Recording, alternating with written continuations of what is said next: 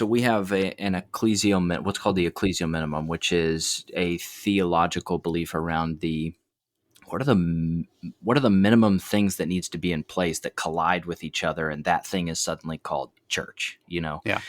And we've wanted to be able to clarify that not as a strategic asset or a pragmatic belief, but as like really a theological belief. Like what is the church, and how do we keep it in its simplest form so that it can multiply in its simplest form, and then they can get more complex as they Right. go, but we have to have an imagination for it in its simplest form. So our ecclesial minimum here locally that we've had for 15, 20 years now is worship, community, mission. And what we mean by those things, by worship, we mean Romans 12 worship. We mean my life is a fully surrendered living sacrifice as my spiritual act of worship. So we don't mean banging on a guitar, although that's totally good and wonderful and fine. There's Yeah. a lot of microchurches that do that.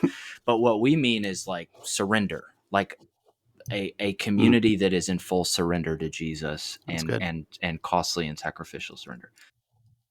And by community, we mean intentional, extended spiritual family. So not see each other once a week and then have like a group chat, but like an interdependent spiritual family, life on life. And by mission, we mean that every microchurch has to intentionally proclaim and demonstrate the kingdom of God to the lost and the poor in some way.